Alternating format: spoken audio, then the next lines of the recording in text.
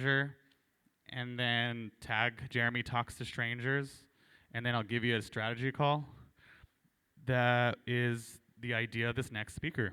She inspired me to do this because my inspiration is to bring the human race closer because we're becoming disconnected, right? So we got to come together. By the way, the bad news is because you didn't know, no one did it yesterday, there's no free strategy call anymore. I know. The good news is if you do take a selfie with a stranger, you get a virtual coffee. No agenda. Just getting to know you a little bit more. Is that all right? I know. Love you. All right, next speaker. Here we go. Let's find the right one. All right. Emma. Emma. We connected yesterday. She is one of the most heart-centered, authentic, incredible human beings I met in a long time. I don't say that lightly. She is a wellness entrepreneur, international speaker, business mentor, podcast host, and author of Find Your Flow. Her work and story have been featured in leading publications globally. She helps leaders build magnetic personal brands and flow-based businesses that expand impact, income, and freedom. She is the co-founder of Flow States Collective and Flow OS. She mentors soul-led entrepreneurs to scale sustainably. Let's give a warm, excited welcome for Emma Maidment. Woo woo. Thank you, Donnie.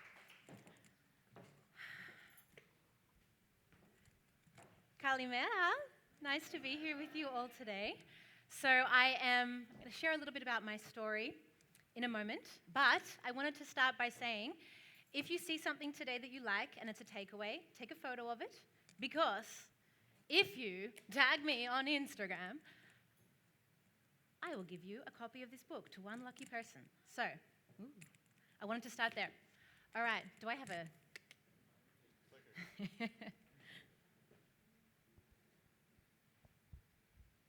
Got it still.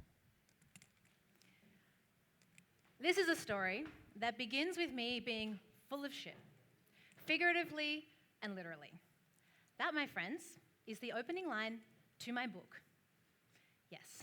Now, I'm not going to go into the full details, but essentially this book starts with me laying on an x-ray table, quite literally backed up, physically and literally. I was at a point in my life where I was hiding, I wasn't sharing my true, authentic self, and I was spending my time building up other people's brands. So whilst we're not going to dive too deep, because obviously you can read the book for the full behind the scenes, I know there's probably a time in your life when you feel like things aren't flowing, when you feel like things are sticky, right? Things aren't moving with ease. This is what it means to be in a state of flow, and we're going to explore that today through the lens of branding and entrepreneurship. So how did I get here? I started my professional career working in public relations. I was building up other people's brands, helping CEOs become known, basically being the behind-the-scenes person in the media. I understood pitching and positioning and how to make someone seem like they're more important than they are, which is very easy when you're behind the scenes, but more challenging when you have to step into it yourself. And so I was in this world, and I felt so deeply like something was missing. I kept saying that there was like two parts of myself. There was corporate M, and then there was like hippie M that just wanted to live in Thailand and do yoga all day and hang out. And I couldn't find a way to actually reconcile these two parts of myself. And so I did what most entrepreneurs do, is firstly, I got really sick, burnt out, and quit my job. And it made literally no sense. Because I had this goal of, I'm going to be a CEO by the time I'm 25, and I am Samantha from Sex and the City. Thanks, Sex and the City programming. And it left me feeling like something was missing inside of me. I wasn't living in alignment with my values. I was at these incredible conferences in San Francisco. I was working in the tech space. It was exciting, and I just felt empty. I was like, I don't want to be here. I'm Googling when the next yoga class is. This is not for me. And so I quit my job, and I did what most people who quit their job did, and I became a yoga teacher. And I decided I was going to dedicate my life to helping people find their flow. And that is what I've done for over the past decade. And it has taken many, many, many different forms. Now, the key turning point for me was realizing that I didn't have to be any one thing. I didn't have to be the yoga and meditation teacher, and that was all I could do. I didn't have to be the corporate PR person. I could fully integrate these parts of myself to create a brand that allows me to get paid to be who I am. And that is the power of personal branding, particularly in today's world. So I've started multiple businesses, multiple communities. I've pivoted more times than I can even remember. But I've had a community of people that have followed me through it all. I've been able to create connections with people that they'll follow you then into whatever that next iteration of yourself is when you show up and share your story authentically. And that's what we're going to talk about today. So, this is the first story of where I first ever went viral. And now this is before TikTok. I wasn't even posting on Instagram at this point. So am I showing my age? I don't know, maybe. This was when you went viral and you did it via the media. So basically I decided I'm going to take the knowledge that I have about PR and the contacts that I have, and I'm going to step into the limelight. I'm going to actually create my own brand that I've been helping other people do. I was doing this thing called mindful marketing at the time where I was showing heart-led entrepreneurs how to become these brands and businesses. And I'm like, you know what? I need to walk this walk. And so the side story of all of this, I don't know if you can see this picture, but that is me covered in cystic acne. Horrendous. I took that photo, never expecting anyone would see it. I was showing my naturopath because I was always covered in so much makeup that I was hiding. And so I took that photo, and then I went on a journey to heal myself naturally. This is all spoken about in the book. But the point of it is, it didn't make any sense to me at the time. There was no strategic move behind this. There was this deep knowing that when I was in the trenches of this sickness that I went through, of the parasite infections from living in Thailand and all the things, when I had that cystic acne on my skin that was like burning and hurting, it was reading other people's stories and their journeys of healing the same thing that made me realize just how powerful storytelling is. And so I realized in that moment that I was doing me 10 steps ago a disservice by not sharing this journey that I'd been on. I didn't sell a program. I wasn't a naturopath. I was obviously referring people to the experts that I'd worked with. Didn't come from a place of trying to promote something. It came from this genuine place of wanting to share and help and serve. And so I called up one of the contacts that I have for a wellness publication back in Australia. And I said, hey, I got told I had polycystic ovaries. I've healed it naturally. Here's some before and after photos of my skin. What do you think? Could I write an article about it? And they were like, sure. So I write the article. I was actually in Berlin at the time. And it goes up, and I'm like, oh, that felt a little bit vulnerable, but, okay. It's just the Australian market. Like, who's even heard of this publication anyway? Then the Daily Mail calls me. Hey, we saw your article. Can we do a follow-up? And I'm like, okay. Now, everyone's read the Daily Mail. Very sensationalized, right? If you ever find yourself in the Daily Mail, never read the comment section about yourself. I have been called ugly in like 12 different languages. Like, it is brutal out there. It got picked up and it went completely viral. This article was translated into like 12 different languages. It was everywhere. And I woke up one morning in Berlin being like, oh, wow, that story had an impact. And it felt big and it felt scary. And it felt like, oh my gosh, I've just vulnerably shared like that second photo. I had no makeup on. You can see I'm like a lot younger. I had no makeup on. Like, this feels so big. This feels so scary to share myself in this vulnerable way. And then have the global media storm that comes with that. But to this day, this is almost 10 years ago, to this day, I still get women who find this article online and they write to me and they say, thank you, because I read your article and now I know there's another way. Now I know I don't have to go down the conventional route to to heal what I'm working on here. I know that there's another option, and it was through you sharing your story and those photos that like really, really spoke to me, so thank you. And that is the power of sharing your story. So in a world that is becoming increasingly AI dominated, people are really craving human connection and not curated perfection. Authenticity creates trust, and trust is the currency of community. And so you have to find this balance of sharing the right amount of yourself without trauma bonding with the internet in order to show that you are a real person and you do go through struggles and you can overcome that through storytelling. You can make that clear. But it has to be authentic. It has to come from a genuine place. And this is where the kind of woo-woo side comes into it a little bit more because you feel it. You can't ignore what you know. It's like this burning desire inside of you that you need to share whatever that story is for you and that it's important. I literally had this conversation with a beautiful woman in this room yesterday. And she's like, it's in my throat. I want to be on that stage and I want to share and we are so wired to share as human beings. It's part of our makeup. It's what connects us. So authenticity isn't about oversharing. As I said, you do not need to trauma bond with the internet. But it's about aligning your message with who you really are. And it's consistency between what you say and how you show up. And that consistency, for me, I actually kind of thought, do I practice what I preach? And I looked back over it. And that first article that I wrote 10 years ago, I talk about living in alignment with your values, figuring out who you are and living that and being that in each and every moment. And that message I have been sharing for over a decade through every single touch point, through sharing about acne stories, through the business coaching world that I'm now in. It's the same core message, it's the why. We've heard that beautiful saying from Simon Sinek, people don't buy what you do, they buy why you do it. And what you do simply proves what you believe.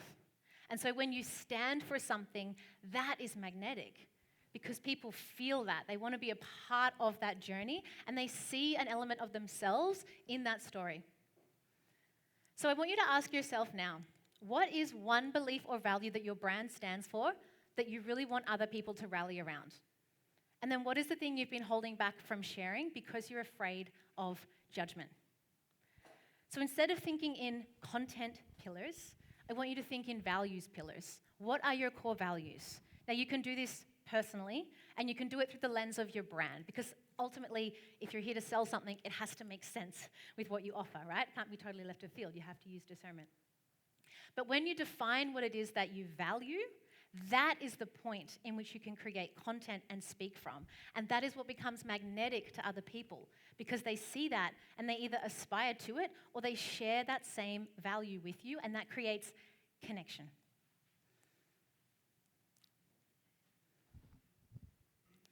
And so in a world where people are so fixated on growing followers, I work with a lot of entrepreneurs that have hundreds and thousands of followers on Instagram and they make no money. They get no actual connection from people. They have no community. They have eyeballs on their stuff, which is what we think is important, but no one is actually moved to take action. It's just a number. It means nothing. If that account got deleted, who even are you, right? A personal brand is not just followers on Instagram. It is the touch point across all mediums. How you show up, how you meet people, how you present yourself in the media, how you speak on a stage, how you show up on social media. It's all these touch points that are consistently in alignment with your values that make up who you are. When you do this, you grow the right followers. You grow people that aren't just voyeuristically looking on the outside, but that want to actually join the movement that you're creating. And so the goal of personal branding isn't mass appeal, it's resonance. Aligned humans don't just follow, they join. And this was really made clear to me at the very beginning of, early-ish 2020, when the world imploded. I was running international retreats. I was doing a lot of speaking in the corporate space, basically running an event every month where we had 80 people come to do yoga, music. It was this big community. It was amazing. It was all in person. I was doing small amounts of work online. And then 2020 happened, and I watched my beautiful, very profitable business literally implode overnight. Gone. And so what did I do? Well, had a cry, felt the feels, and then said, okay, you know what people are going to need right now is connection. And that's what I'm really good at, is bringing people together. So, and this is before anyone else had kind of done this, I'm like, I'm going to launch a Zoom class. And we're going to bring people together every day. We're going to do yoga, meditation. I'm going to bring in other practitioners. Like, we'll just figure it out. And so everyone, I was living in Melbourne at the time, all the yoga studios there were like, no, this is not going to happen. It's like 2 weeks to flatten the curve. And I was like, no. I see what's happening here. We need to act fast. So my partner and I, we built a very dodgy website overnight, and we launched our first ever Zoom class. 100 people signed up instantly to that class. I was like, holy shit, I don't even think our Zoom account has that many people. How do we do the tech? Oh, like, because there was community, there was a need for connection, and I had people that were already a part of my world, that the next thing was just inevitable. Of course they wanted to join. Of course whatever I did next, they wanted to be a part of. And so I want you to stop creating content to be liked and start creating the content around your values, because values are what attract and repel people. And this is how you build a movement. This is how you create a community behind what it is that you're doing. This is how all of you guys ended up in this room, because you share similar values that the Nomad Festival represents. It connects us. So here's an example of what that looks like. 5 tips for better fitness. Boring, AI could tell me exactly how to do that.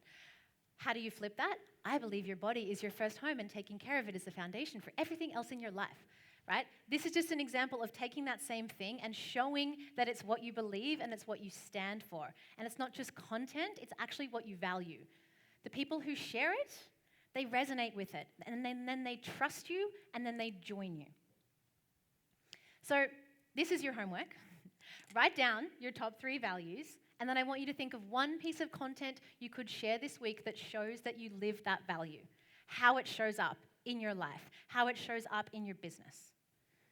Visibility equals followers, community equals a movement. And how do you get there? You create visibility and belonging. So the next turning point in the story, when I was a little bit burnt out from teaching so much online yoga, I became a mum. I now have 2 kids. They're very cute. And I started sharing my motherhood journey online. And I realized, first and foremost, the parenting space online is very sensitive. Now, I had a very, very positive experience of birth and a very positive experience of postpartum because it was intentional. And so I shared that. And it repelled a whole lot of people. But it attracted a whole lot of other people, because I started talking about this idea of thriving in motherhood. What if, instead of that age-old saying, of like, oh, I need a glass of wine because my kids are driving me crazy, and that mummy wine culture and these parenting memes that just make fun of how terrible our children are and how bad parenting must be, what if we flipped that script and we challenged the narrative? And so I started talking about it as this idea of thriving mama. And I started sharing content around it. And I started asking questions, and I started sharing my values and my opinions around it. And then I decided, you know what? I'm going to run, like, how do you thrive in motherhood? Well, how do you thrive in life? You have a regulated nervous system.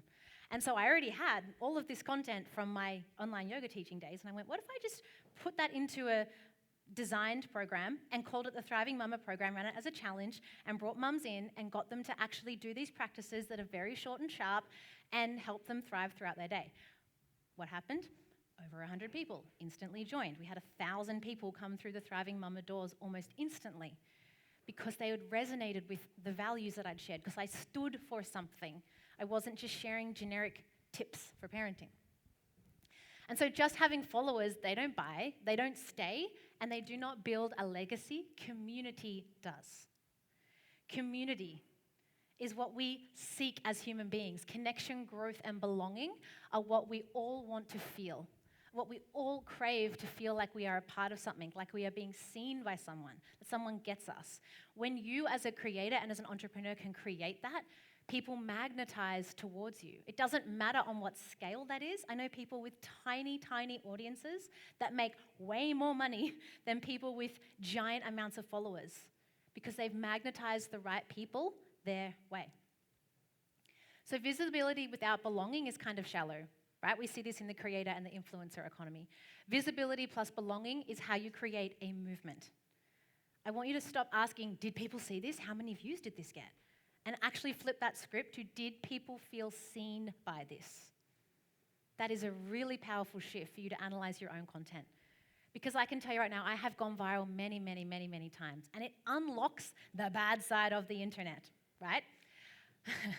I shared a reel once. We did this thing called elimination communication, which is when you take your children to the potty from when they're a baby. It's very cool. Look it up. This is not a parenting talk. I'm not going to go there. But it went viral. Millions of views. People told me to stop breeding. Brutal. But what did it do? It attracted curious parents. Parents that were like, this is interesting. What is the theory behind this? Why are you doing this? They buy in. They want more information. They feel seen. They feel like this is something I could do too, right? You have to stand up to the people that literally tell you to go and die on the internet, which has happened, and stay true to your values. Now, those values can change over time. I like to sit down and reevaluate this often. What are my core values in this moment? What feels relevant to me right now? But ultimately, that why stays the same. When your brand is authentic, aligned, and community-driven, it doesn't just grow followers, it creates belonging. That is the foundation for sustainably scaling something. When you show up as you are and you share the story that only you can tell, that is magnetism. That is powerful. That is what creates a community of people around the work that you do. This is how you build not just followers, but an entire freaking movement. And you can do it over and over again. And you can change niches and you can change topics, but that underlying current remains the same. Questions?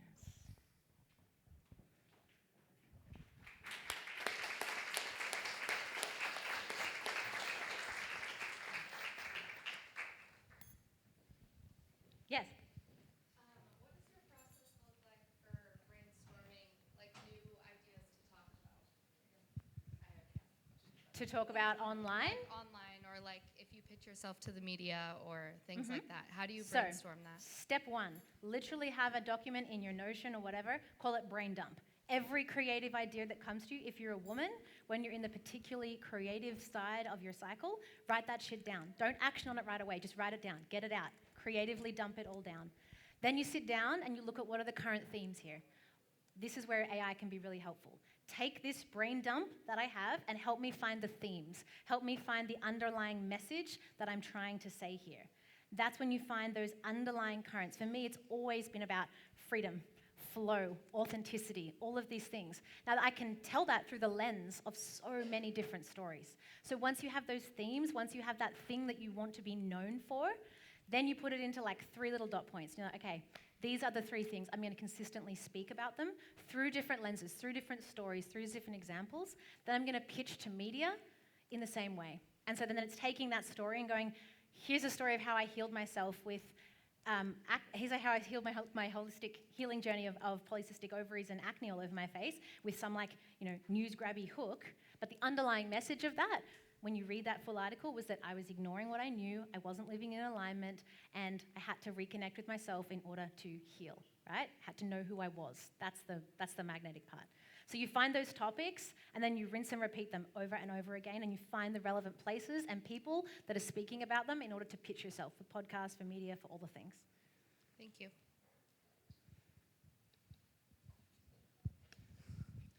So I don't want to ask something about what do we do or whatever. I want to ask something about you personally. Yes. Sorry. I mean, my book's about my poo, so, What do you got? So to go through your flow, you have to learn yourself more and you have to be more present with your body. And as a fellow PCOS girly, I struggle with the trouble and being aligned with myself. So how do you do that? Nervous system regulation practices. This is where you have to have a daily practice. For me, it's been 15 years of Vedic meditation, twice a day, every day, and that dedication and discipline to actually looking after yourself, to living your values. One of my biggest values is health and well-being. If I don't show up to do my practices, I'm not living those values, I'm neglecting them. I'm not practicing what I teach. So you have to have, it's so simple. It's like the simple, boring, we all want this like, I want this crazy biohacking $900 mask that's gonna like make it better. It's like, no, it's just breathe. Have some sort of a practice, and whether it's meditation, breathwork, yoga, whatever it is that you can do consistently. It's consistency.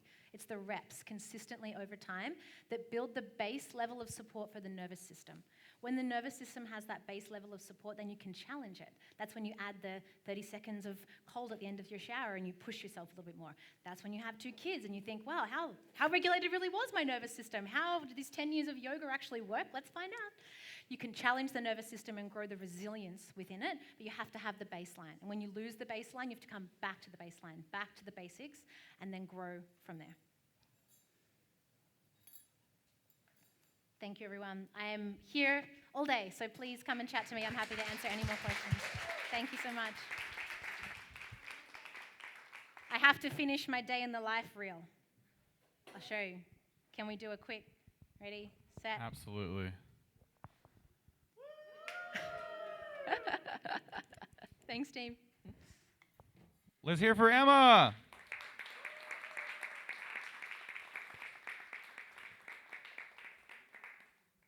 That was amazing. It's time for coffee.